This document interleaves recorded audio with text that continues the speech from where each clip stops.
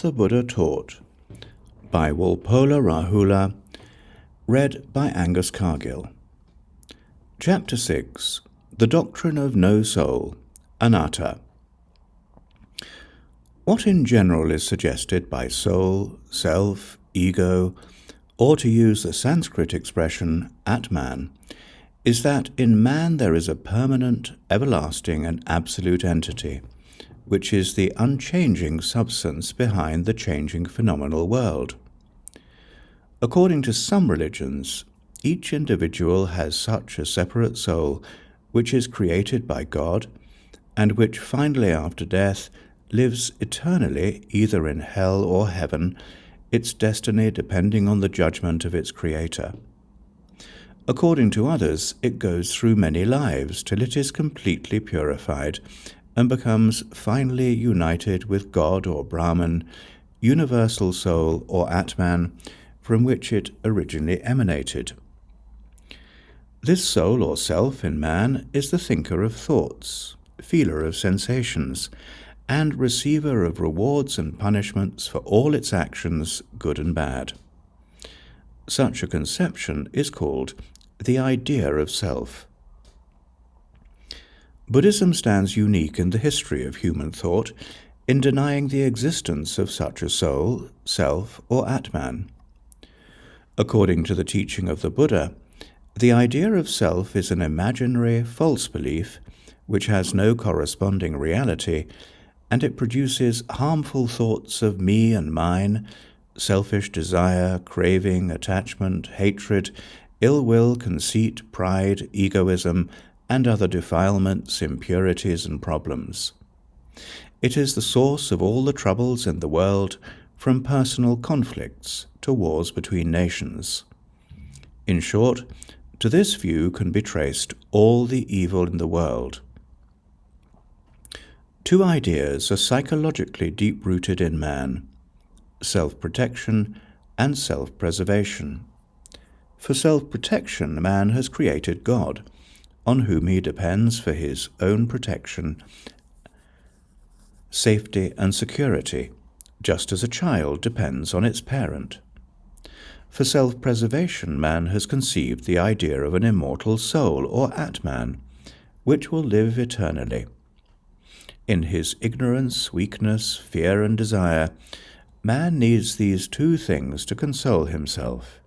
Hence he clings to them deeply and fanatically. The Buddha's teaching does not support this ignorance, weakness, fear and desire, but aims at making man enlightened by removing and destroying them, striking at their very root. According to Buddhism, our ideas of God and soul are false and empty. Though highly developed as theories, they are all the same extremely subtle mental projections, garbed in an intricate metaphysical and philosophical phraseology. These ideas are so deep-rooted in man, and so near and dear to him, that he does not wish to hear, nor does he want to understand, any teaching against them. The Buddha knew this quite well. In fact, he said that his teaching was against the current, against man's selfish desires. Just 4 weeks after his enlightenment, seated under a banyan tree, he thought to himself, "I have realized this truth, which is deep, difficult to see, difficult to understand, comprehensible only by the wise. Men who are overpowered by passions and surrounded by a mass of darkness cannot see this truth, which is against the current, which is lofty, deep, subtle, and hard to comprehend." With these thoughts in his mind, the Buddha hesitated for a moment whether it would not be in vain if he tried to explain to the world the truth he had just realized. Then he compared the world to a lotus pond. In a lotus pond there are some lotuses still under water. There are others which have risen only up to the water level. There are still others which stand above water and are untouched by it. In the same way, in this world, There are men at different levels of developments. Some would understand the truth, so the Buddha decided to teach it. The doctrine of anatta, or no soul, is the natural result of, or the corollary to, the analysis of the five aggregates and the teaching of conditioned genesis, paticca samuppada.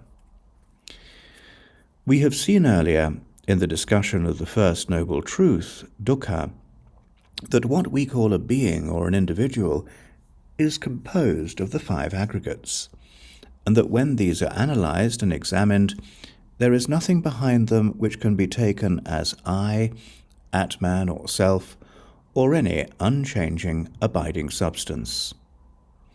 That is the analytical method. The same result is arrived at through the doctrine of conditioned genesis, which is the synthetical method, and according to this, nothing in the world is absolute. Everything is conditioned, relative, and interdependent. This is the Buddhist theory of relativity.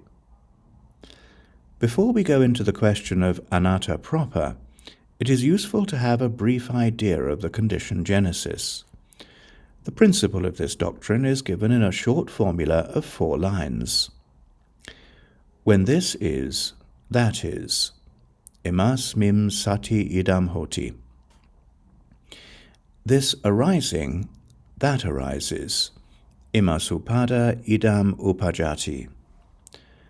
When this is not, that is not. Imas mim asati idam na hoti. This ceasing, that ceases. Imasa nirodha idam nirojati. On this principle of conditionality, relativity, and interdependence, the whole existence and continuity of life and its cessation are explained in a detailed formula which is called paticca samuppada, conditioned genesis, consisting of 12 factors. Through ignorance are conditioned volitional actions or karma formations, avijja pakkhoya samkara. Through volitional action is conditioned consciousness, samkara pakkaya vinanam. Through consciousness are conditioned mental and physical phenomena, vinana pakkaya namarupam.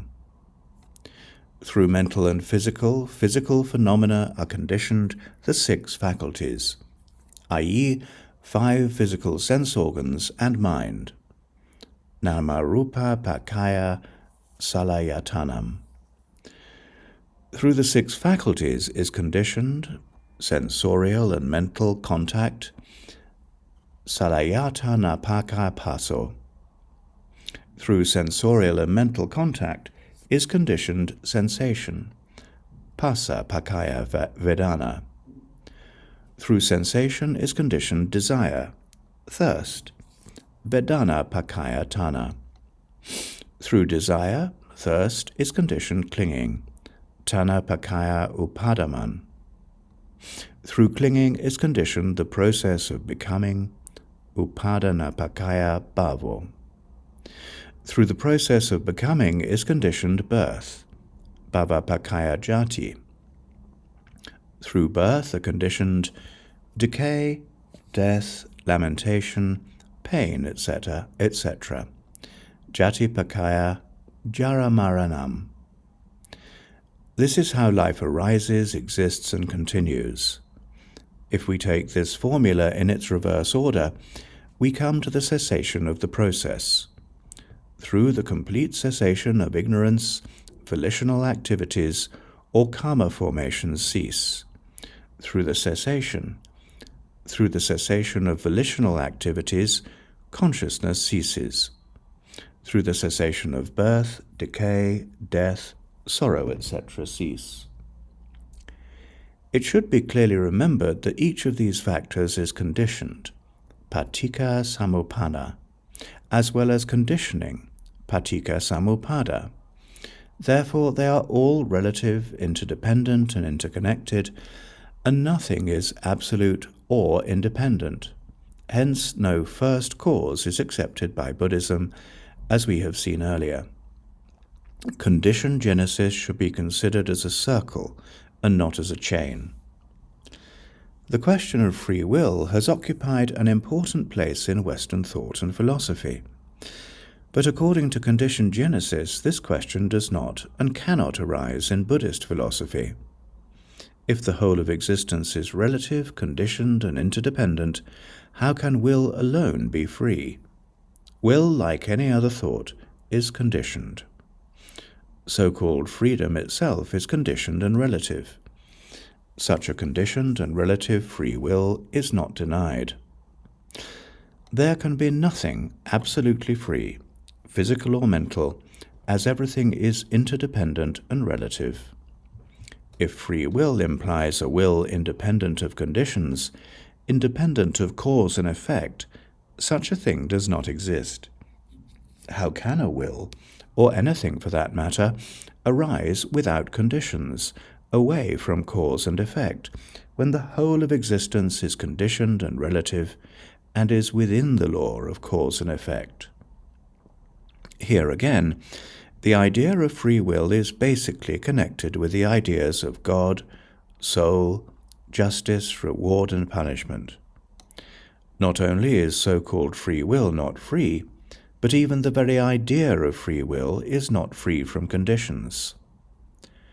According to the doctrine of conditioned genesis, as well as according to the analysis of being into 5 aggregates, the idea of an abiding, immortal substance in man or outside, whether it is called Atman, I, soul, self, or ego, is considered only a false belief, a mental projection.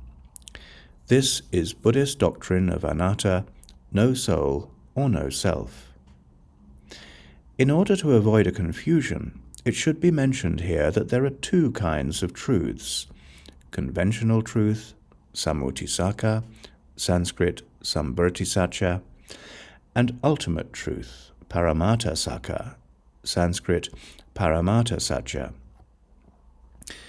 When we use such expressions in our daily life as I, you, being, individual, etc., we do not lie because there is no self or being as such, but we speak a truth conforming to the convention of the world. But the ultimate truth is that there is no I or being in reality. As the Mahayana Sutra Lankara says, a person, Pudgala, should be mentioned as existing only in designation, prajnapit, i.e. conventionally there is a being, but not in reality or substance, dravya. The negation of an imperishable Atman is the common characteristic of all dogmatic systems of the lesser as well as of the great vehicle, and there is, therefore, no reason to assume that Buddhist tradition, which is in complete agreement on this point, has deviated from the Buddha's original teaching. It is therefore curious that recently there should have been a vain attempt by a few scholars to smuggle the idea of self into the teaching of the Buddha, quite contrary to the spirit of Buddhism. These scholars respect, admire, and venerate the Buddha and his teaching.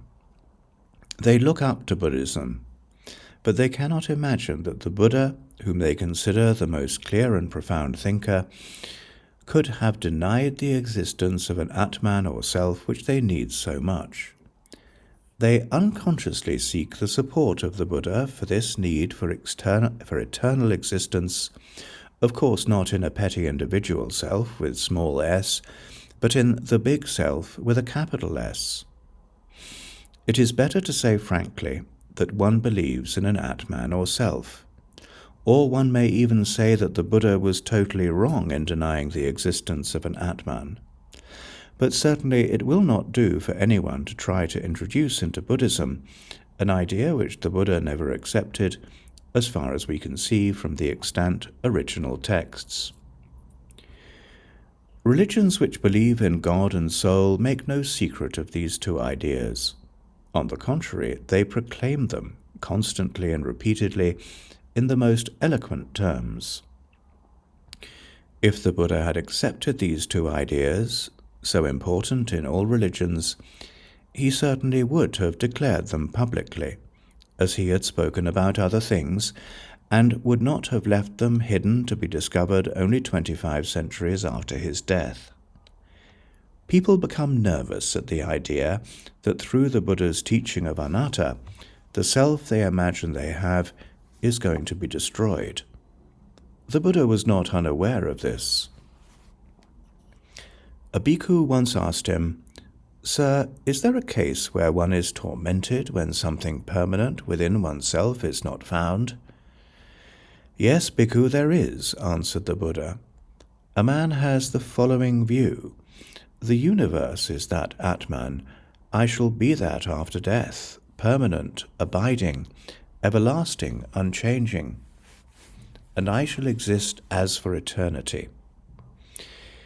He hears the Tathagata or a disciple of his preaching the doctrine aiming at the complete destruction of all speculative views, aiming at the extinction of thirst, aiming at detachment, cessation, nirvana. Then that man thinks, "I will be annihilated, I will be destroyed, I will be no more." So he mourns, worries himself, laments, weeps, beating his breast, and becomes bewildered.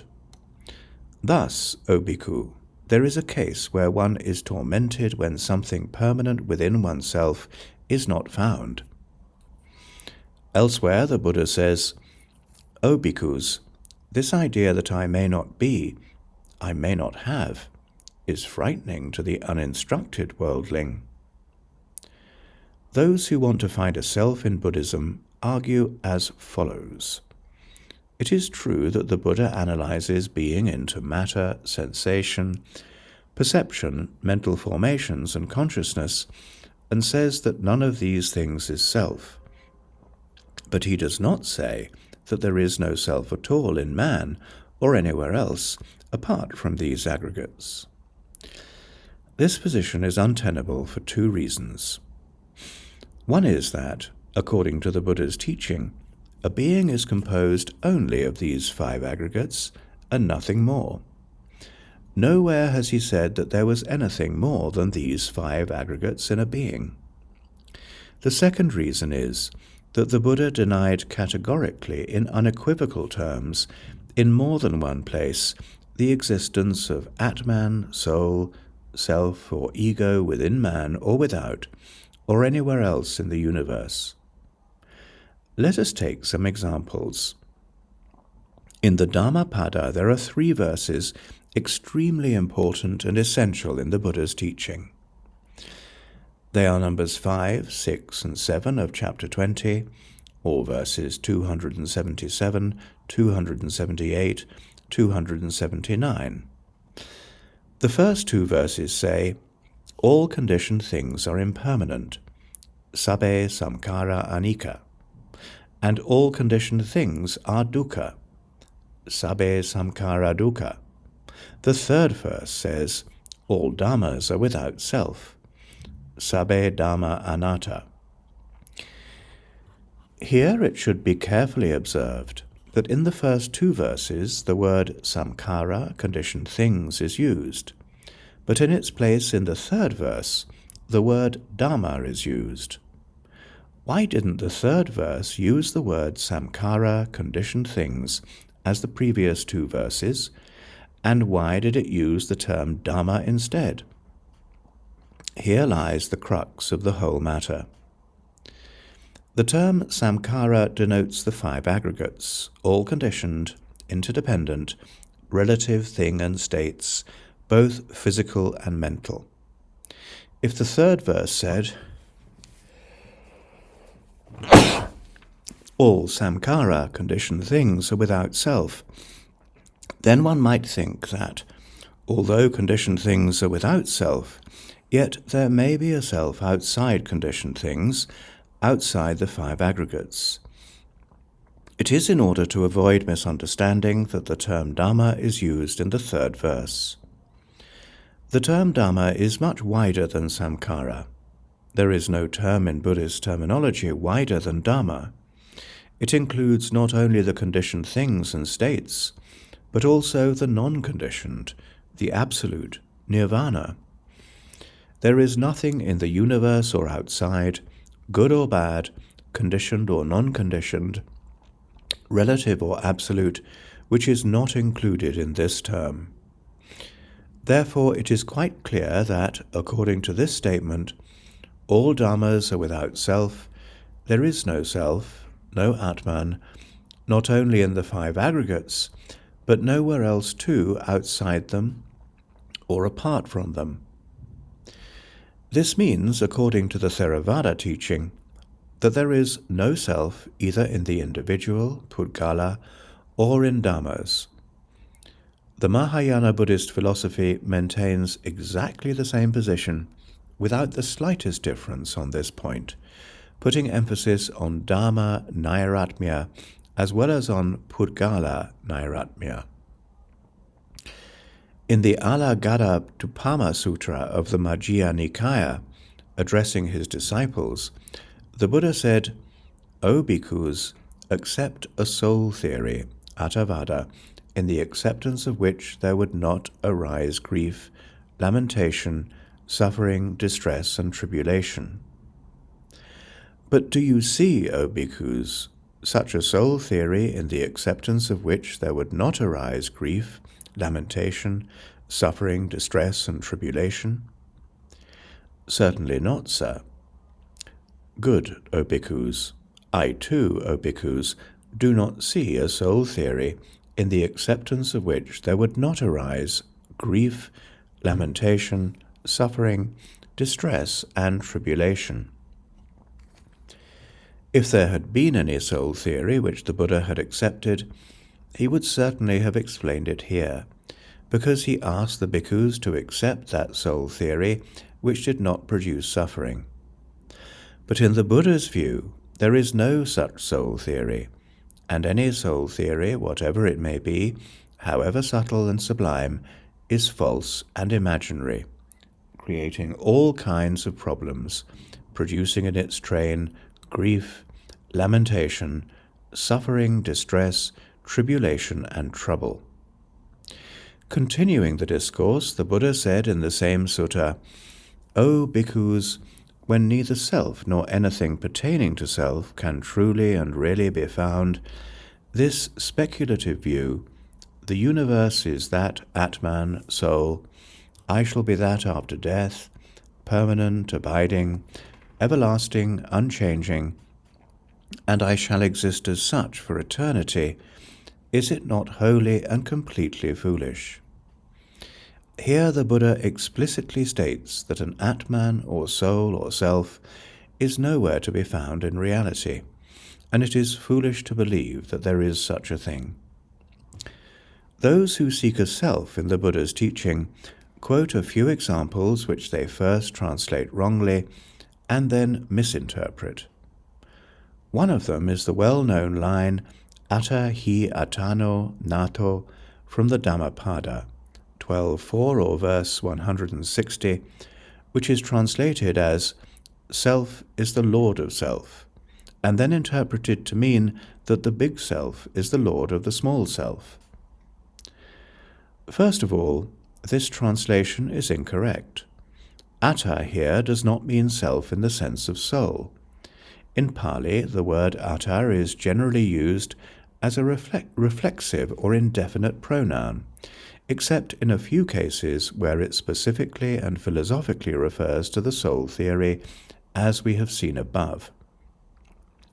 But in general usage, as in the chapter in the Dhammapada, there this line occurs, and in many other places it is used as a reflexive or indefinite pronoun, meaning myself, yourself, himself, one, oneself, etc. Next, the word nato does not mean lord, but refuge, support, help, protection. Therefore, atta hi atano nato really means one is one's own refuge, or one is one's own help or support. It has nothing to do with any metaphysical soul or self. It simply means that you have to rely on yourself and not on others. Another example of the attempt to introduce the idea of self into the Buddha's teaching is the well-known words Attadipa Viharata Attasarana Ananasarana, which are taken out of context in the Mahaparinibbana Sutta. This phrase literally means, dwell making yourselves your island, support, making yourselves your refuge, and not anyone else as your refuge. Those who wish to see a self in Buddhism interpret the words Attadipa and Attasarana, taking self as a lamp, taking self as a refuge. We cannot understand the full meaning and significance of the advice of the Buddha to Ananda unless we take into consideration the background and context in which these words were spoken. The Buddha was at the time staying at a village called Beluva. It was just 3 months before his death, parinirvana. At this time, he was 80 years old and was suffering from a very serious illness, almost dying, maranantika. But he thought it was not proper for him to die without breaking it to his disciples who were near and dear to him. So with courage and determination he bore all his pains, got the better of his illness, and recovered. But his health was still poor. After his recovery, he was seated one day in the shade outside his residence. Ananda, the most devoted attendant of the Buddha, went to his beloved master, sat near him and said, "Sir, I have looked after the health of the Blessed One. I have looked after him in his illness. But at the sight of the illness of the Blessed One, the horizon became dim to me, and my faculties were no longer clear. Yet there was one little consolation. I thought that the Blessed One would not pass away until he had left instructions touching the order of the Sangha." Then the Buddha, full of compassion and human feeling, gently spoke to his devoted and beloved attendant. "Ananda, what does the order of the Sangha expect from me? I have taught the Dharma, truth, without making any distinction as exoteric and esoteric. With regard to the truth, the Tathagata has nothing like the closed fist of a teacher, Akarya Muti. Surely, Ananda, if there is anyone who thinks that he will lead the Sangha, and that the Sangha should depend on him, let him set down his instructions. But the Tathagata has no such idea. Why should he then leave instructions concerning the Sangha? I am now old, Ananda, 80 years old. As a worn-out cart has to be kept going by repairs, so, it seems to me, the body of the Tathagata can only be kept going by repairs. Therefore, Ananda, dwell making yourselves your island, support, making yourselves not anyone else your refuge, making the Dharma your island, support, the Dharma your refuge, nothing else your refuge." What the Buddha wanted to convey to Ananda is quite clear. The latter was sad and depressed. He thought that they would all be lonely, helpless, without a refuge, without a leader, after their great teacher's death. So the Buddha gave him consolation, courage and confidence, saying that they should depend on themselves and on the Dharma he taught, and not on anyone else or on anything else. Here the question of a metaphysical Atman or self is quite beside the point. Further, the Buddha explained to Ananda how one could be one's own island or refuge, how one could make the Dharma one's own island or refuge, through the cultivation of mindfulness or awareness of the body, sensations, mind, and mind objects, the 4 satipatthanas. There is no talk at all here about an Atman or self. Another reference, oft quoted, is used by those who try to find Atman in the Buddha's teaching. The Buddha was once seated under a tree in a forest on the way to Uruvela from Benares. On that day, 30 friends, all of them young princes, went out on a picnic with their young wives into the same forest. One of the princes, who was unmarried, brought a prostitute with him. While the others were amusing themselves, she purloined some objects of value and disappeared. In their search for her in the forest, they saw the Buddha seated under a tree and asked him whether he had seen a woman. He inquired what was the matter. When they explained, the Buddha asked them, "What do you think, young men? Which is better for you, to search after a woman or to search after yourselves?" Here again, it is a simple and natural question, and there is no justification for introducing far-fetched ideas of a metaphysical Atman or self into the business. They answered that it was better for them to search after themselves. The Buddha then asked them to sit down and explained the Dhamma to them. In the available account, the original text of what he preached to them, not a word is mentioned about an Atman. Much has been written on the subject of the Buddha's silence when a certain parivrajaka, wanderer, named Vacchagotta, asked him whether there was an Atman or not. The story is as follows. Vacchagotta comes to the Buddha and asks, "Venerable Gautama, is there an Atman?" The Buddha is silent.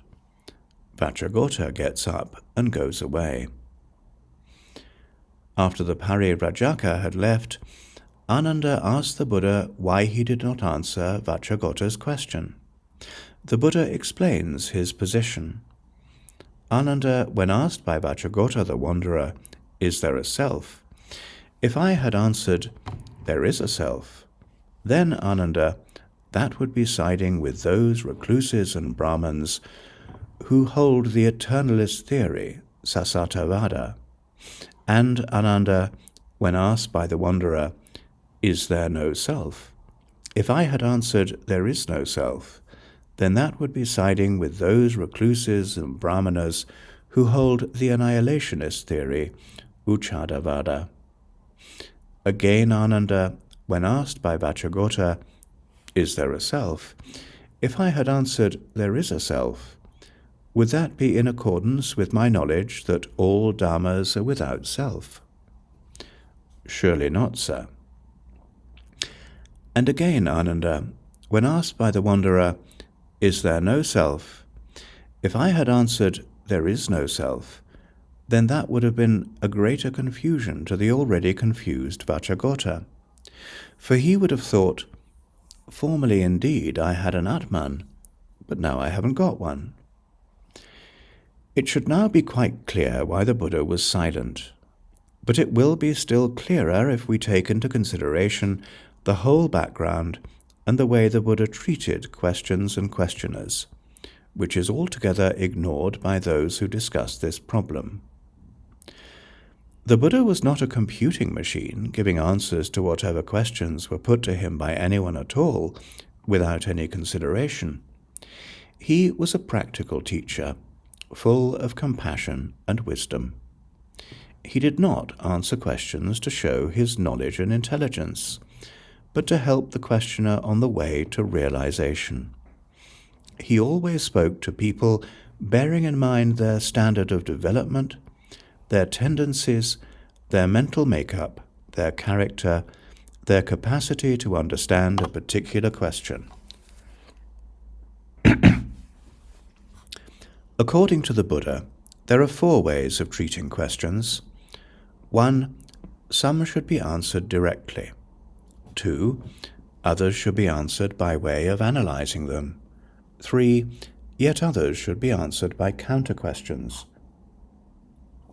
4. And lastly, there are questions which should be put aside. There may be several ways of putting aside a question. One is to say that a particular question is not answered or explained, as the Buddha had told this very same Vacchagotta on more than one occasion, when those famous questions, whether the universe is eternal or not, etc., were put to him. In the same way, he had replied to Malunkyaputta and others. But he could not say the same thing with regard to the question whether there is an Atman, self, or not, because he had always discussed and explained it. He could not say there is self, because it is contrary to his knowledge that all dhammas are without self. Then he did not want to say there is no self, because that would unnecessarily, without any purpose, have confused and disturbed poor Vajragota, who was already confused on a similar question, as he himself had admitted earlier. He was not yet in a position to understand the idea of anatta. Therefore, to put aside this question by silence was the wisest thing in this particular case. We must not forget, too, that the Buddha had known Vajragota quite well for a long time. This was not the first occasion on which this inquiring wanderer had come to see him. The wise and compassionate teacher gave much thought and showed great consideration for this confused seeker. There are many references in the Pali text to this same Vajragota the wanderer, his going round quite often to see the Buddha and his disciples, and putting the same kind of question again and again, evidently very much worried, almost obsessed by these problems. The Buddha's silence seems to have had much more effect on Vajragota than any eloquent answer or discussion. Some people take self to mean what is generally known as mind or consciousness. But the Buddha says that it is better for a man to take his physical body as self rather than his mind, thought, or consciousness, because the former seems to be more solid than the latter, because mind, thought, or consciousness, citta, mano, vijnana, changes constantly day and night, even faster than the body, kaya. It is the vague feeling I am that creates the idea of self, which has no corresponding reality. And to see this truth is to realize nirvana, which is not very easy. In the Samyutta Nikaya, there is an enlightening conversation on this point between a bhikkhu named Khemaka and a group of bhikkhus. These bhikkhus ask Khemaka whether he sees in the five aggregates any self or anything pertaining to a self. Khemaka replies, no. Then the bhikkhus say that if so, he should be an arahant free from all impurities. But Khemaka confesses that though he does not find in the five aggregates a self, or anything pertaining to a self, I am not an arahant free from all impurities. O friends, with regard to the five aggregates of attachment, I have a feeling I am, but I do not clearly see this is I am. Then Khemaka explains that what he calls I am is neither matter, sensation, perception, mental formations, nor consciousness, nor anything without them. But he has the feeling I am with regard to the five aggregates, though he could not see clearly this is I am. He says it is like the smell of a flower. It is neither the smell of the petals, nor of the colour, nor of the pollen, but the smell of the flower. Khemaka further explains that even a person who has attained the early stages of realization still retains this feeling, I am. But later on, when he progresses further, this feeling of I am altogether disappears, just as the chemical smell of a freshly washed cloth disappears after a time when it is kept in a box.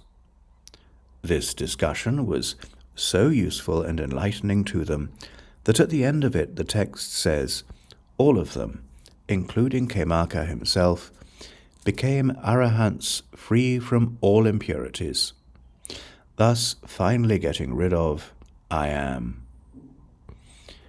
According to the Buddha's teaching, it is as wrong to hold the opinion I have no self, which is the annihilationist theory, as to hold the opinion I have self, which is the eternalist theory, because both are fetters, both arising out of the false idea, I am.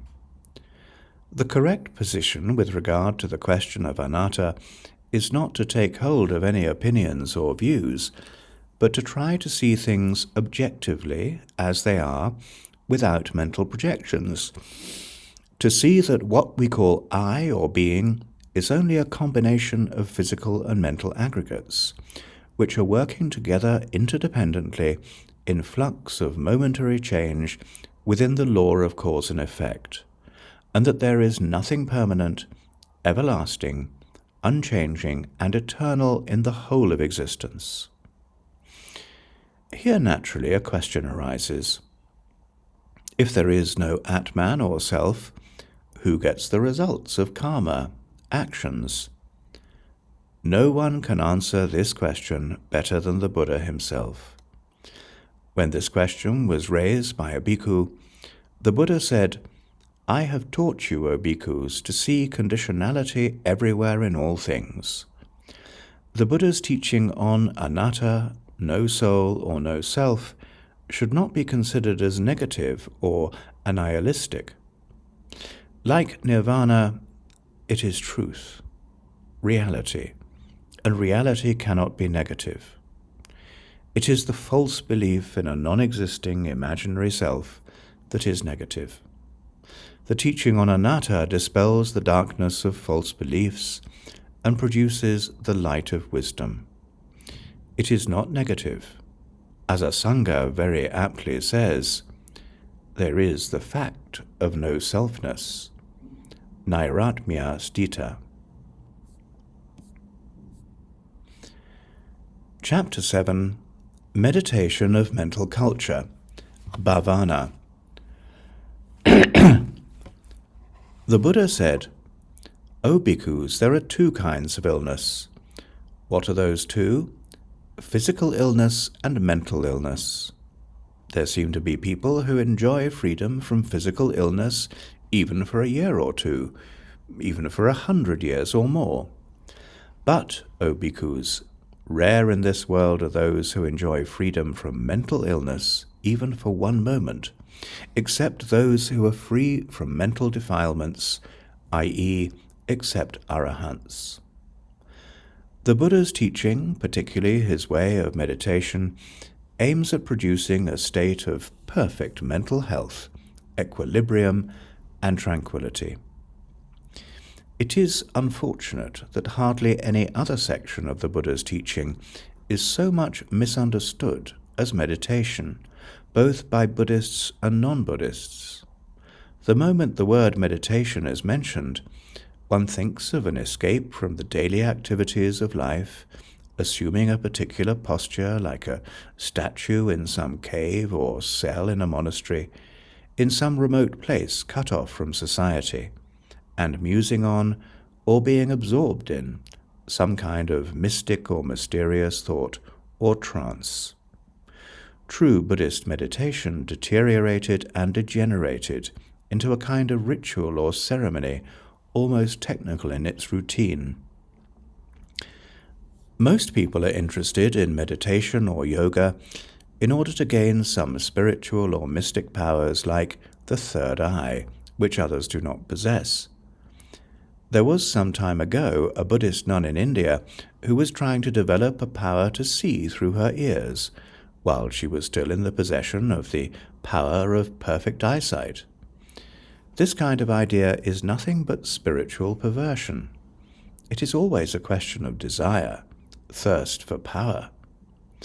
The word meditation is a very poor substitute for the original term bhavana, which means culture or development, i.e. mental culture or mental development. The Buddhist bhavana, properly speaking, is mental culture in the full sense of the term. It aims at cleansing the mind of impurities and disturbances, such as lustful desires, hatred, ill will, indolence, worries and restlessness, skeptical doubts, and cultivating such qualities as concentration, awareness, intelligence, will, energy, the analytical faculty, confidence, joy, tranquility, leading finally to the attainment of highest wisdom, which sees the nature of things as they are and realizes the ultimate truth, nirvana. There are two forms of meditation. One is the development of mental concentration, samatha or samadhi, of one-pointedness of mind, citta ekaggata, Sanskrit citta ekagrata, by various methods prescribed in the texts leading up to the highest mystic states, such as the sphere of nothingness, or the sphere of neither perception nor non-perception. All these mystic states, according to the Buddha, are mind-created, mind-produced, conditioned, samkhata. They have nothing to do with reality, truth, nirvana. This form of meditation existed before the Buddha.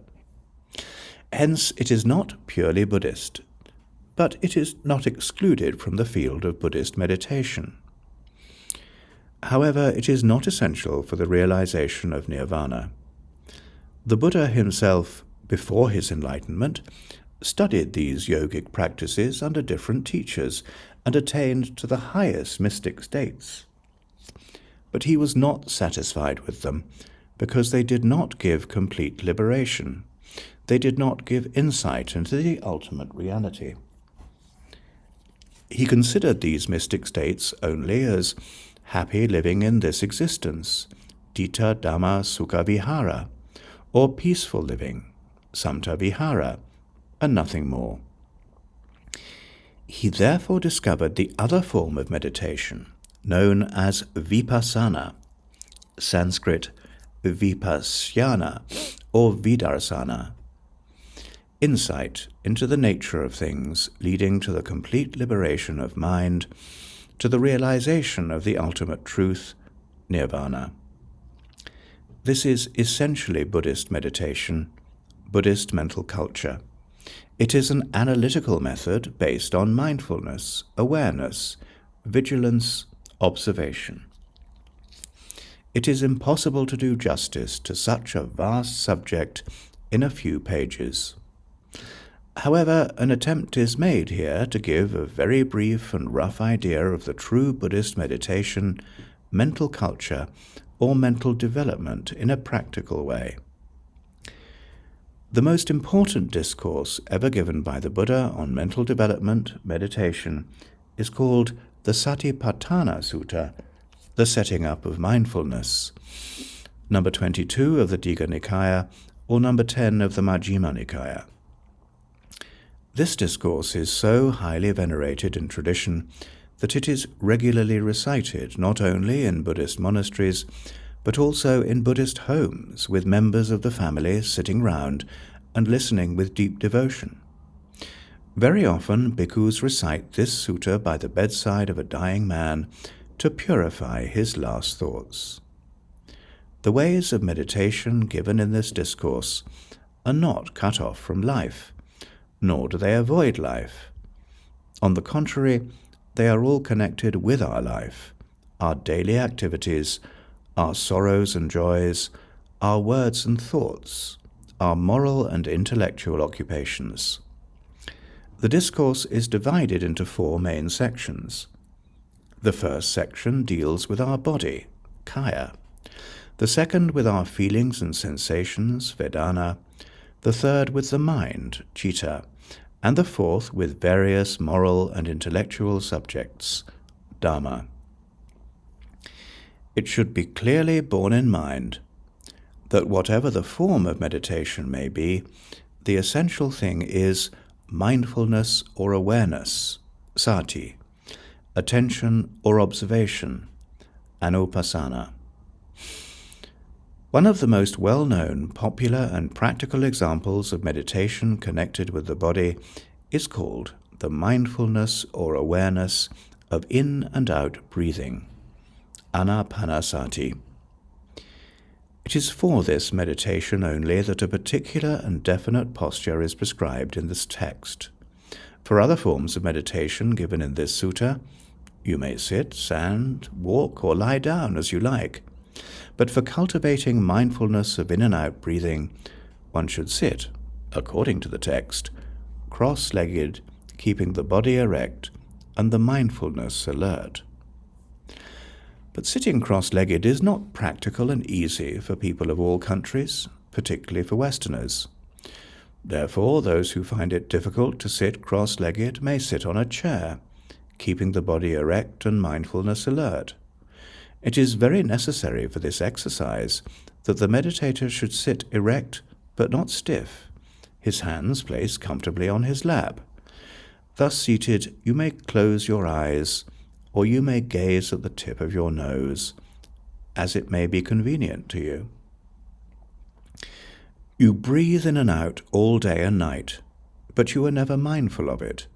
You never for a second concentrate your mind on it. Now you are going to do just this. Breathe in and out as usual, without any effort or strain. Now bring your mind to concentrate on your breathing in and out. Let your mind watch and observe your breathing in and out. Let your mind be aware and vigilant of your breathing in and out. When you breathe, you sometimes take deep breaths, sometimes not. This does not matter at all. Breathe normally and naturally. The only thing is that when you take deep breaths, you should be aware that they are deep breaths, and so on. In other words, your mind should be so fully concentrated on your breathing that you are aware of its movements and changes. Forget all other things. Your surroundings, your environment. Do not raise your eyes and look at anything. Try to do this for 5 or 10 minutes. At the beginning, you will find it extremely difficult to bring your mind to concentrate on your breathing.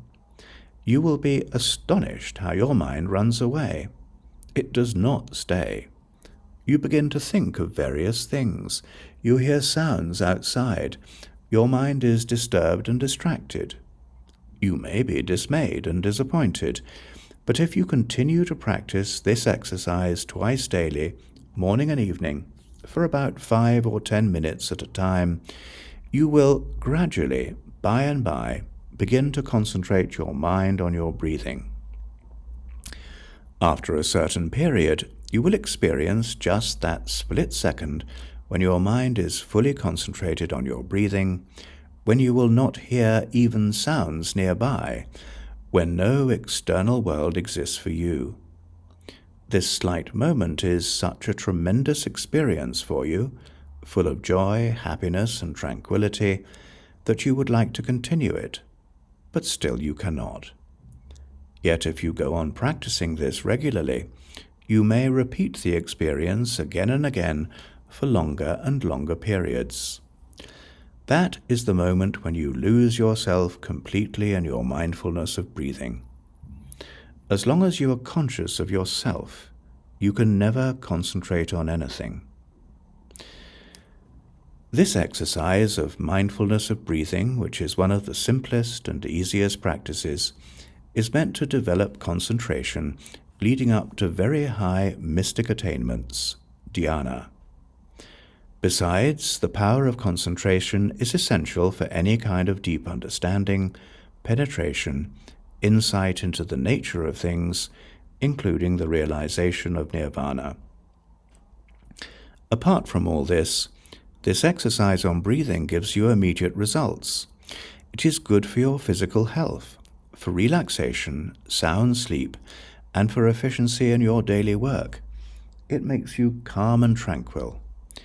Even at moments when you are nervous or excited, if you practice this for a couple of minutes, you will see for yourself that you become immediately quiet and at peace. You feel as if you have awakened after a good rest. Another very important, practical, and useful form of meditation, mental development, is to be aware and mindful of whatever you do, physically or verbally, during the daily routine of work in your life, private, public, or professional. Whether you walk, stand, sit, lie down or sleep, whether you stretch or bend your limbs, whether you look around, whether you put on your clothes, whether you talk or keep silence, whether you eat or drink, even whether you answer the calls of nature, in these and other activities you answer the calls of nature. In these and other activities you should be fully aware and mindful of the act you perform at the moment. That is to say, that you should live in the present moment, in the present action. This does not mean that you should not think of the past or the future at all.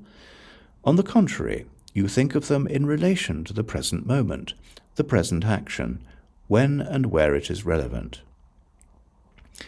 People do not generally live in their actions in the present moment. They live in the past or in the future. Though they seem to be doing something now, here, they live somewhere else in their thoughts, in their imaginary problems and worries, usually in the memories of the past or in desires and speculations about the future. Therefore, they do not live in, nor do they enjoy what they do at the moment. So they are unhappy and discontented with the present moment, with the work at hand, and naturally they cannot give themselves fully to what they appear to be doing. Sometimes you see a man in a restaurant reading while eating, a very common sight. He gives you the impression of being a very busy man, with no time even for eating. You wonder whether he eats or reads. One may say that he does both. In fact, he does neither. He enjoys neither. He is strained and disturbed in mind, and he does not enjoy what he does at the moment, does not live his life in the present moment, but unconsciously and foolishly tries to escape from life. This does not mean, however, that one should not talk with a friend while having lunch or dinner. You cannot escape life, however you may try. As long as you live, whether in a town or in a cave, you have to face it and live it. Real life is the present moment, not the memories of the past which is dead and gone, nor the dreams of the future which is not yet born. One who lives in the present moment lives the real life, and he is happiest. When asked why his disciples, who lived a simple and quiet life with only one meal a day, were so radiant, the Buddha replied, "They do not repent the past, nor do they brood over the future. They live in the present. Therefore they are radiant. By brooding over the future and repenting the past, fools dry up like green reeds cut down in the sun." Mindfulness or awareness does not mean that you should think and be conscious, "I am doing this" or "I am doing that." No, just the contrary. The moment you think, "I am doing this," you become self-conscious, and then you do not live in the action, but you live in the idea, "I am," and consequently your work too is spoiled. You should forget yourself completely, and lose yourself in what you do. The moment a speaker becomes self-conscious and thinks, "I am addressing an audience," his speech is disturbed and his trend of thought broken. But when he forgets himself in his speech, in his subject, then he is at his best. He speaks well and explains things clearly. All great work, artistic, poetic, intellectual, or spiritual, is produced at those moments when its creators are lost completely in their actions, when they forget themselves altogether and are free from self-consciousness. This mindfulness or awareness with regard to our activities, taught by the Buddha, is to live in the present moment, to live in the present action.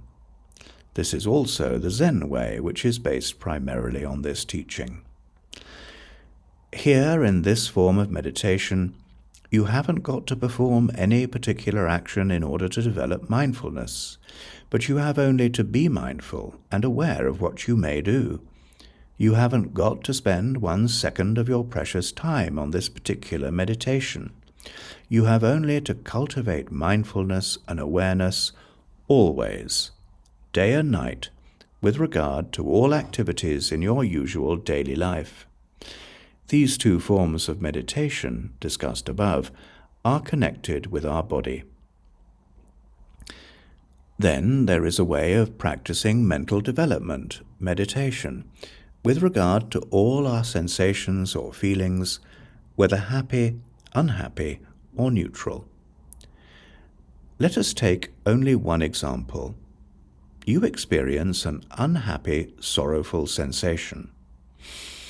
In this state, your mind is cloudy, hazy, not clear. It is depressed. In some cases, you do not even see clearly why you have that unhappy feeling. First of all, you should learn not to be unhappy about your unhappy feeling, not to be worried about your worries, but try to see clearly why there is a sensation or a feeling of unhappiness, or worry, or sorrow. Try to examine how it arises, its cause, how it disappears, its cessation. Try to examine it as if you are observing it from outside, without any subjective reaction, as a scientist observes some object. Here, too, you should not look at it as my feeling or my sensation subjectively, but only look at it as a feeling or a sensation objectively. You should forget again the false idea of I. When you see its nature, how it arises and disappears, your mind grows dispassionate towards that sensation and becomes detached and free. It is the same with regard to all sensations or feelings. Now let us discuss this form of meditation with regard to our minds. You should be fully aware of the fact, whenever your mind is passionate or detached, whenever it is overpowered by hatred, ill will, jealousy, or is full of love, compassion, whenever it is deluded, or has a clear and right understanding, and so on and so forth. We must admit that very often we are afraid or ashamed to look at our own minds, so we prefer to avoid it. One should be bold and sincere, and look at one's own mind as one looks at one's face in a mirror. Here is no attitude of criticizing or judging, or discriminating between right and wrong, or good and bad. It is simply observing, watching, examining. You are not a judge, but a scientist. When you observe your mind and see its true nature clearly, you become dispassionate with regard to its emotions, sentiments, and states. Thus you become detached and free, so that you may see things as they are. Let us take one example. Say you are really angry, overpowered by anger, ill will, hatred. It is curious and paradoxical that the man who is in anger is not really aware, not mindful that he is angry. The moment he becomes aware and mindful of that state of his mind, the moment he sees his anger, it becomes as if it were shy and ashamed, and begins to subside. You should examine its nature, how it arises, how it disappears. Here again it should be remembered that you should not think, I am angry, or of my anger.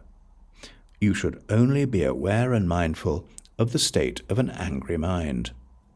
You are only observing and examining an angry mind objectively. This should be the attitude with regard to all sentiments, emotions, and states of mind. Then there is a form of meditation on ethical, spiritual, and intellectual subjects. All our studies, reading, discussions, conversation, and deliberations on such subjects are included in this meditation. To read this book and to think deeply about the subjects discussed in it is a form of meditation. We have seen earlier that the conversation between Kemaka and the group of monks was a form of meditation which led to the realization of nirvana. So according to this form of meditation, you may study, think, and deliberate on the 5 hindrances, ninarana, namely, lustful desires, kamachakanda, ill will, hatred, or anger, vyapada, torpor and languor, tina mida, restlessness and worry, udaka kukuka, skeptical doubts, vichikicha. These 5 are considered as hindrances to any kind of clear understanding, as a matter of fact, to any kind of progress. When one is overpowered by them, and when one does not know how to get rid of them, then one cannot understand the right and wrong, or good and bad. One may also meditate on the 7 factors of enlightenment, bojjhanga. They are mindfulness, sati, i.e., to be aware and mindful in all activities and movements, both physical and mental, as we discussed above. Investigation and research into the various problems of doctrine, Dhammavikaya. Included here are all our religious, ethical, and philosophical studies, reading, researches, discussions, conversation, even attending lectures relating to such doctrinal subjects. Energy, viriya, to work with determination till the end. Joy, piti, the quality quite contrary to the pessimistic, gloomy, or melancholic attitude of mind. Relaxation, passaddhi, of both body and mind. One should not be stiff physically or mentally. Concentration, samadhi, as discussed above. Equanimity, upekkha, i.e., to be able to face life in all its vicissitudes with calm of mind, tranquility, without disturbance. To cultivate these qualities, the most essential thing is a genuine wish, will, or inclination. Many other material and spiritual conditions conducive to the development of each quality are described in the texts. One may also meditate on such subject as the 5 aggregates, investigating the question, what is a being? Or what is it that is called I? Or on the 4 Noble Truths, as we discussed above. Study and investigation of those subjects constitute this 4th form of meditation, which leads to the realization of ultimate truth. Apart from those we have discussed here, there are many other subjects of meditation, traditionally 40 in number, among which mention should be made particularly of the 4 sublime states, Brahma Vihara. 1 extending unlimited, universal love and goodwill, metta, to all living beings without any kind of discrimination, just as a mother loves her only child. 2 compassion, karuna, for all living beings who are suffering in trouble and affliction. 3 sympathetic joy, mudita, in others' success, welfare and happiness. And 4 equanimity, upekkha, in all vicissitudes of life. Instruction for life. 1. Take into account that great love and great achievements involve great risk. 2. When you lose, don't lose the lesson. 3. Follow the 3 R's, respect for self, respect for others, and responsibility for all your actions. 4.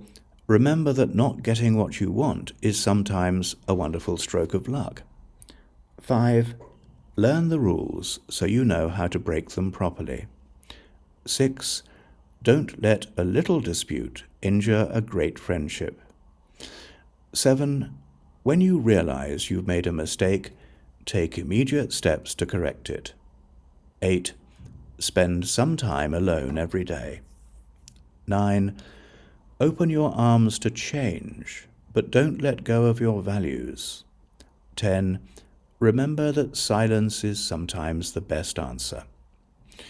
11. Live a good, honourable life. Then, when you get older and think back, you'll be able to enjoy it a second time. 12. A loving atmosphere in your home is the foundation for your life. 13. In disagreements with loved ones, deal only with the current situation. Don't bring up the past. 14. Share your knowledge. It's a way to achieve immortality. 15. Be gentle with the earth. 16. Once a year, go some place you've never been before. 17. Remember that the best relationship is one in which your love for each other exceeds your need for each other. 18. Judge your success by what you had to give up in order to get it. 19. Approach love and cooking with reckless abandon. There are some who believe that Buddhism is so lofty and sublime a system that it cannot be practiced by ordinary men and women in this workaday world of ours, and that one has to retire from it to a monastery, or to some quiet place if one desires to be a true Buddhist. This is a sad misconception, due evidently to a lack of understanding of the teaching of the Buddha. People run to such hasty and wrong conclusions as a result of their hearing, or reading casually, something about Buddhism written by someone who, as he has not understood the subject in all its aspects, gives only a partial and lopsided view of it. The Buddha's teaching is meant not only for monks in monasteries, but also for ordinary men and women living at home with their families. The Noble Eightfold Path, which is the Buddhist way of life, is meant for all, without distinction of any kind. The vast majority of people in the world cannot turn monk or retire into caves or forests. However noble and pure Buddhism may be, it would be useless to the masses of mankind if they could not follow it in their daily life in the world of today. But if you understand the spirit of Buddhism correctly, and not only its letter, you can surely follow and practice it while living the life of an ordinary man. There may be some who find it easier and more convenient to accept Buddhism if they do live in a remote place, cut off from the society of others. Others may find that kind of retirement dulls and depresses their whole being, both physically and mentally, and that it may not therefore be conducive to the development of their spiritual and intellectual life. True renunciation does not mean running away physically from the world.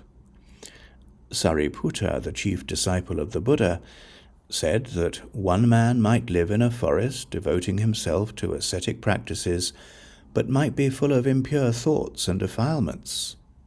Another might live in a village or a town, practicing no ascetic discipline, but his mind might be pure and free from defilements. Of these two, said Sariputta, the one who lives a pure life in the village or town is definitely far superior to and greater than the one who lives in the forest. The common belief that to follow the Buddha's teaching one has to retire from life is a misconception. It is really an unconscious defense against practicing it. There are numerous references in Buddhist literature to men and women living ordinary, normal family lives who successfully practiced what the Buddha taught and realized nirvana. Vajragota the Wanderer, whom we met earlier in the chapter on anatta, once asked the Buddha straightforwardly whether there were laymen and women leading the family life who followed his teaching successfully and attained to high spiritual states. The Buddha categorically stated that there were not one or two, not 100 or 200 or 500, but many more laymen and women leading the family life who followed his teaching successfully and attained to high spiritual states. It may be agreeable for certain people to live a retired life in a quiet place, away from noise and disturbance, but it is certainly more praiseworthy and courageous to practice Buddhism living among your fellow beings, helping them and being of service to them. It may perhaps be useful in some cases for a man to live in retirement for a time in order to improve his mind and character, as preliminary moral, spiritual, and intellectual training to be strong enough to come out later and help others. But if a man lives all his life in solitude, thinking only of his own happiness and salvation without caring for his fellows, this surely is not in keeping with the Buddha's teaching, which is based on love, compassion, and service to others. One might now ask, if a man can follow Buddhism while living the life of an ordinary layman, why was the Sangha, the order of monks, established by the Buddha? The order provides opportunity for those who are willing to devote their lives not only to their own spiritual and intellectual development, but also to the service of others. An ordinary layman with a family cannot be expected to devote his whole life to the service of others, whereas a monk who has no family responsibilities or any other worldly ties is in a position to devote his whole life for the good of the many, for the happiness of the many, according to the Buddha's advice. That is how, in the course of history, the Buddhist monastery became not only a spiritual center, but also a center of learning and culture. The Sigala Sutta, number 31 of the Digha Nikaya, shows with what great respect the layman's life, his family and social relations are regarded by the Buddha. A young man named Sigala used to worship the 6 cardinal points of the heavens, east, south, west, north, nadir and zenith, in obeying and observing the last advice given him by his dying father. The Buddha told the young man that in the noble discipline, Ariyasa Vinaya, of his teaching, the 6 directions were different. According to his noble discipline, the 6 directions were east, parents, south, teachers, west, wife and children, north, friends, relatives and neighbors, nadir, servants, workers and employees, zenith, religious men. One should worship these 6 directions, said the Buddha. Here the word worship, namaseya, is very significant, for one worships something sacred, something worthy of honor and respect.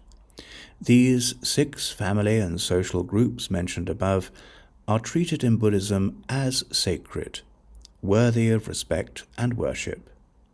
But how is one to worship them? The Buddha says that one could worship them only by performing one's duties towards them. These duties are explained in his discourse to Sigala. First, parents are sacred to their children. The Buddha says, parents are called Brahma, Brahmati Mata Pitaro. The term Brahma denotes the highest and most sacred conception in Indian thought, and in it the Buddha includes parents. So in good Buddhist families at the present time, children literally worship their parents every day, morning and evening. They have to perform certain duties towards their parents according to the noble discipline. They should look after their parents in their old age, should do whatever they have to do on their behalf, should maintain the honor of the family and continue the family tradition, should protect the wealth earned by their parents, and perform their funeral rites after their death. Parents, in their turn, have certain responsibilities towards their children. They should keep their children away from evil courses, should engage them in good and profitable activities, should give them a good education, should marry them into good families, and should hand over the property to them in due course. Second, the relation between teacher and pupil. A pupil should respect and be obedient to his teacher, should attend to his needs, if any, should study earnestly, and the teacher, in his turn, should train and shape his pupil properly, should teach him well, should introduce him to his friends, and should try to procure him security or employment when his education is over. Third, the relation between husband and wife. Love between husband and wife is considered almost religious or sacred. It is called Sadhara Brahmacharya, sacred family life. Here too the significance of the term Brahma should be noted. The highest respect is given to this relationship. Wives and husbands should be faithful, respectful, and devoted to each other, and they have certain duties towards each other. The husband should always honor his wife, and never be wanting in respect to her. He should love her and be faithful to her, should secure her position and comfort, and should please her by presenting her with clothing and jewelry. The fact that the Buddha did not forget to mention even such a thing as the gifts a husband should make to his wife shows how understanding and sympathetic were his humane feelings towards ordinary human emotions. The wife, in her turn, should supervise and look after household affairs, should entertain guests, visitors, friends, relatives, and employees, should love and be faithful to her husband, should protect his earnings, should be clever and energetic in all activities.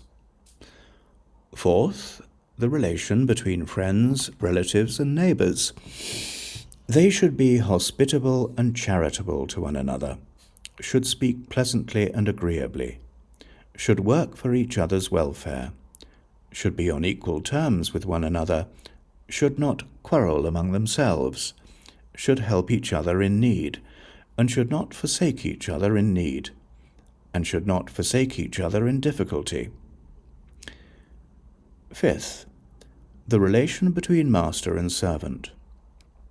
The master or the employer has several obligations towards his servant or his employee. Work should be assigned according to ability and capacity. Adequate wages should be paid. Medical needs should be provided. Occasional donations or bonuses should be granted. The servant or employee, in his turn, should be diligent and not lazy, honest and obedient, and not cheat his master. He should be earnest in his work. Sixth, the relation between the religious, literally recluses and brahmanas, and the laity. Lay people should look after the material needs of the religious with love and respect. The religious with a loving heart should impart knowledge and learning to the laity, and lead them along the good path, away from evil. We see then that the lay life, with its family and social relations, is included in the noble discipline, and is within the framework of the Buddhist way of life as the Buddha envisaged it. So, in the Samyutta Nikaya, one of the oldest Pali texts, Sakka, the king of the gods, Devas, declares that he worships not only the monks who live a virtuous holy life, but also lay disciples, upasaka, who perform meritorious deeds, who are virtuous, and maintain their families righteously. If one desires to become a Buddhist, there is no initiation ceremony or baptism which one has to undergo, but to become a bhikkhu, a member of the order of the Sangha, one has to undergo a long process of disciplinary training and education. If one understands the Buddha's teaching, and if one is convinced that his teaching is the right path, and if one tries to follow it, then one is a Buddhist. But according to the unbroken age-old tradition in Buddhist countries, one is considered a Buddhist if one takes the Buddha, the Dharma, the teaching, and the Sangha, the order of monks, generally known as the Triple Gem, as one's refuges, and undertakes to observe the 5 precepts, Pancha Sila, the minimum moral obligations of a lay Buddhist. 1. Not to destroy life. 2. Not to steal. 3. Not to commit adultery. 4. Not to tell lies. 5. Not to take intoxicating drinks, reciting the formulas given in the ancient texts. On religious occasions, Buddhists in congregation usually recite these formulas, following the lead of a Buddhist monk. There are no external rites or ceremonies which a Buddhist has to perform. Buddhism is a way of life, and what is essential is following the Noble Eightfold Path. Of course, there are in all Buddhist countries simple and beautiful ceremonies on religious occasions. There are shrines with statues of the Buddha, stupas or dagabas and bo trees in monasteries where Buddhists worship, offer flowers, light lamps, and burn incense. This should not be likened to prayer in the theistic religions. It is only a way of paying homage to the memory of the Master who showed the way.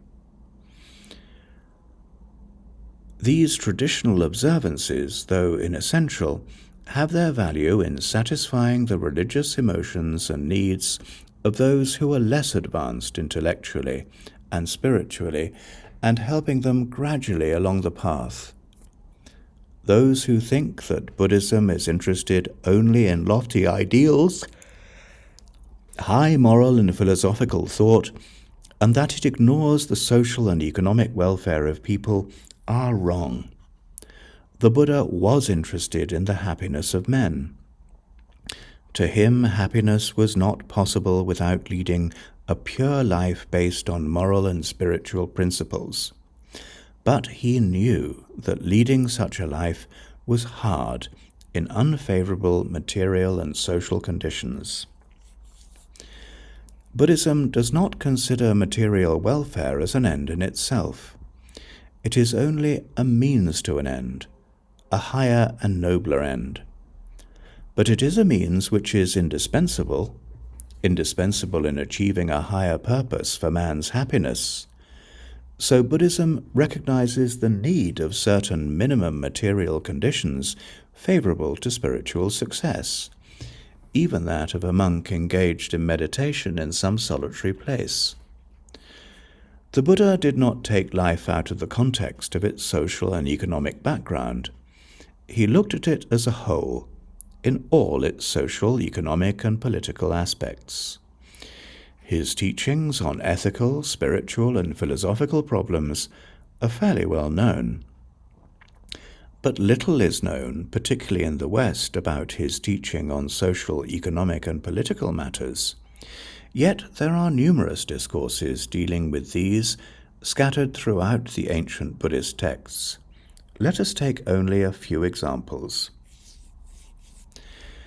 The Chakkavatisihānāda Sutta of the Digha Nikaya, number 26, clearly states that poverty, dalidya, is the cause of immorality and crimes such as theft, falsehood, violence, hatred, cruelty, etc. Kings in ancient times, like government today, tried to suppress the cause of immorality and crimes through punishment. The Kuttadanta Sutta of the same Nikaya explains how futile this is. It says that this method can never be successful. Instead, the Buddha suggests that in order to eradicate crime, the economic condition of the people should be improved. Grain and other facilities for agriculture should be provided for farmers and cultivators. Capital should be provided for traders and those engaged in business. Adequate wages should be paid to those who are employed. When people are thus provided for with opportunities for earning a sufficient income, they will be contented, will have no fear or anxiety, and consequently the country will be peaceful and free from crime. Because of this, the Buddha told lay people how important it is to improve their economic condition. This does not mean that he approved of hoarding wealth with desire and attachment, which is against his fundamental teaching, nor did he approve of each and every way of earning one's livelihood. There are certain trades, like the production and sale of armaments, which he condemns as evil means of livelihood, as we saw earlier. A man named Digajanu once visited the Buddha and said, "Venerable Sir, we are ordinary laymen, leading the family life with wife and children. Would the Blessed One teach us some doctrines which will be conducive to our happiness in this world and hereafter?" The Buddha tells him that there are 4 things which are conducive to a man's happiness in this world. First, he should be skilled, efficient, earnest, and energetic in whatever profession he is engaged, and he should know it well. Uttana sampada. Second, he should protect his income, which he has thus earned righteously, with the sweat of his brow. Araka sampada. This refers to protecting wealth from thieves, etc. All these ideas should be considered against the background of the period. Third, he should have good friends, kalyana mita, who are faithful, learned, virtuous, liberal and intelligent, who will help him along the right path away from evil. Fourth, he should spend reasonably, in proportion to his income, neither too much nor too little, i.e., should not hoard wealth avariciously, nor should he be extravagant.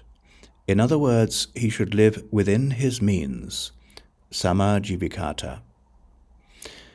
Then the Buddha expounds the 4 virtues conducive to a layman's happiness hereafter. 1. Saddha. He should have faith and confidence in moral, spiritual, and intellectual values. 2. Sila. He should abstain from destroying and harming life, from stealing and cheating, from adultery, from falsehood, and from intoxicating drinks. 3. Khaga. He should practice charity, generosity, without attachment and craving for his wealth. 4. Panna. He should develop wisdom which leads to the complete destruction of suffering, to the realization of nirvana. Sometimes the Buddha even went into details about saving money and spending it, as for instance when he told the young man Sigala that he should spend 1/4 of his income on his daily expenses, invest half in his business, and put aside 1/4 for any emergency.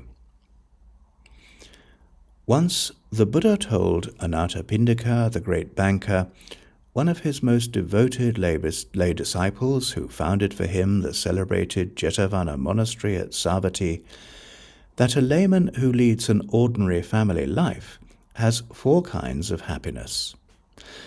The first happiness is to enjoy economic security, or sufficient wealth acquired by just and righteous means, ati sukha. The second is spending that wealth liberally on himself, his family, his friends and relatives, and on meritorious deeds, bhoga sukha.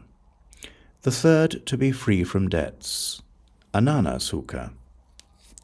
The fourth happiness is to live a faultless and a pure life without committing evil in thought, word, or deed, anivajja sukha. It must be noted here that 3 of these kinds are economic, and that the Buddha finally reminded the banker that economic and material happiness is not worth 1/16th part of the spiritual happiness arising out of a faultless and good life. From the few examples given above, one could see that the Buddha considered economic welfare as requisite for human happiness, but that he did not recognize progress as real and true if it was only material, devoid of a spiritual and moral foundation. While encouraging material progress, Buddhism always lays great stress on the development of the moral and spiritual character for a happy, peaceful, and contented society. The Buddha was just as clear on politics, on war and peace. It is too well known to be repeated here that Buddhism advocates and preaches non-violence and peace as its universal message, and does not approve of any kind of violence or destruction of life. According to Buddhism, there is nothing that can be called a just war, which is only a false term coined and put into circulation to justify and excuse hatred, cruelty, violence, and massacre. Who decides what is just or unjust? The mighty and victorious are just. The weak and the defeated are unjust. Our war is always just, and your war is always unjust. Buddhism does not accept this position. The Buddha not only taught non-violence and peace, but he even went to the field of battle itself and intervened personally and prevented war, as in the case of the dispute between the Sakyas and the Koliyas, who were prepared to fight over the question of the waters of the Rohini. And his words once prevented King Ajatasattu from attacking the kingdom of the Vajis. In the days of the Buddha, as today, there were rulers who governed their countries unjustly. People were oppressed and exploited, tortured and persecuted, excessive taxes were imposed, and cruel punishments were inflicted. The Buddha was deeply moved by these inhumanities. The Dhammapada Takatatha records that he therefore directed his attention to the problem of good government. His views should be appreciated against the social, economic, and political background of his time.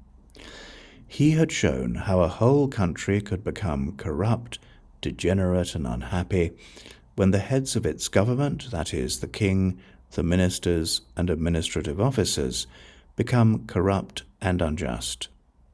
For a country to be happy, it must have a just government. How this form of just government could be realized is explained by the Buddha in his teaching of the 10 duties of the king, Dasa Rajakama, as given in the Jataka text.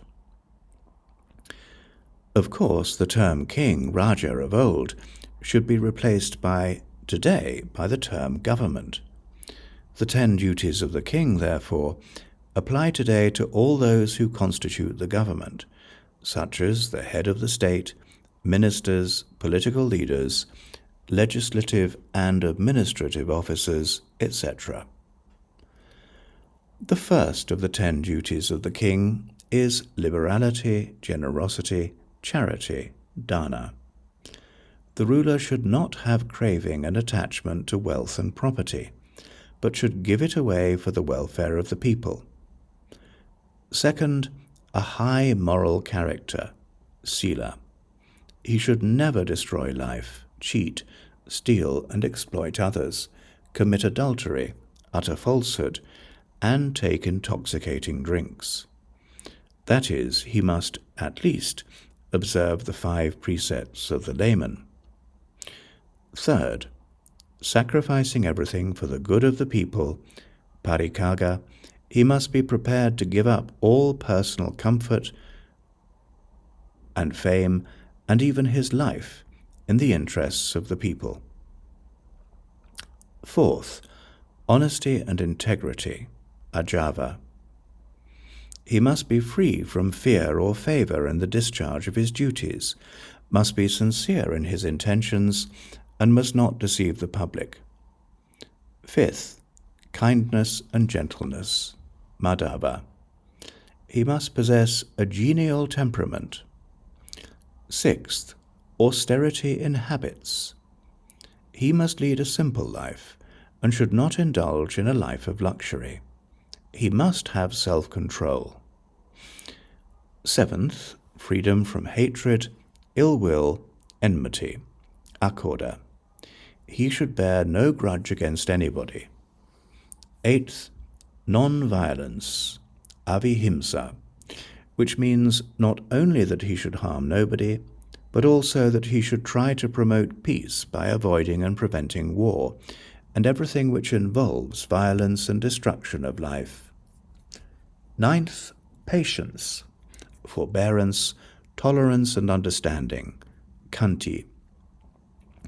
He must be able to bear hardships, difficulties and insults without losing his temper.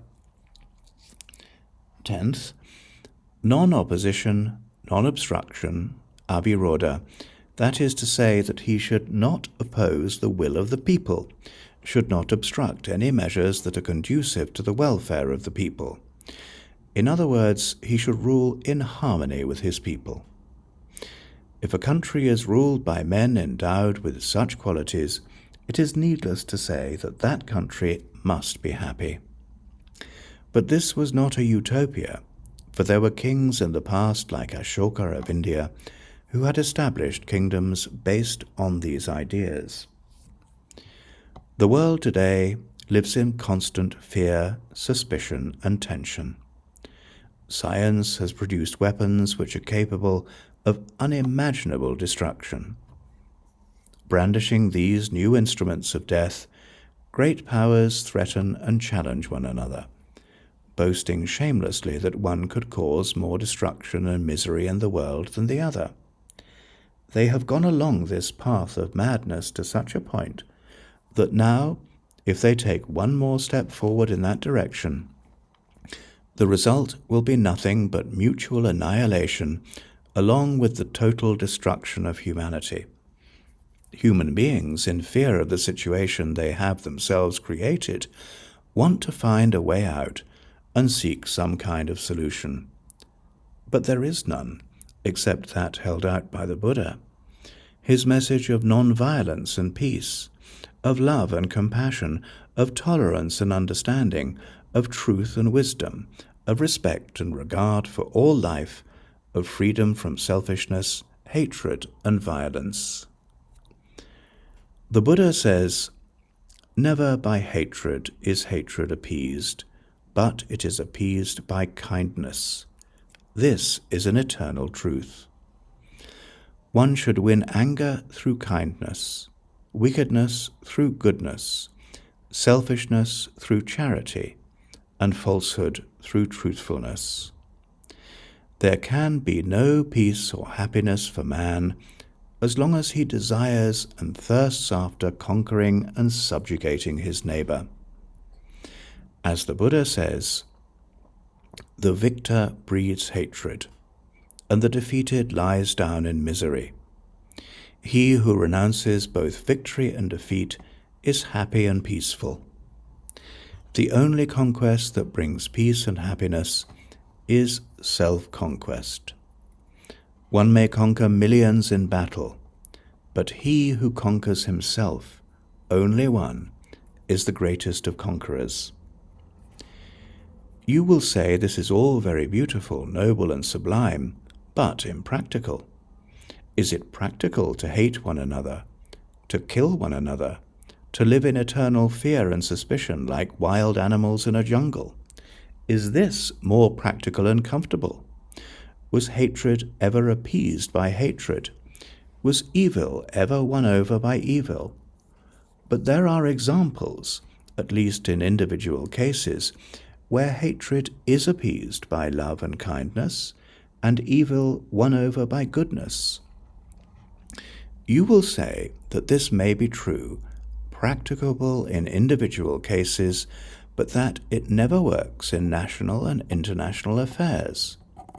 People are hypnotized, psychologically puzzled, blinded and deceived by the political and propaganda usage of such terms as national, international, or state. What is a nation but a vast conglomeration of individuals?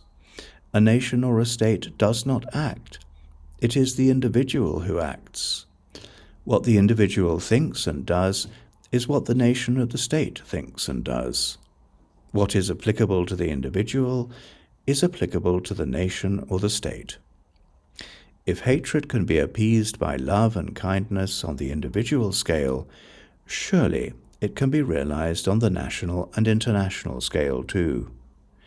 Even in the case of a single person, to meet hatred with kindness, one must have tremendous courage, boldness, faith, and confidence in moral force.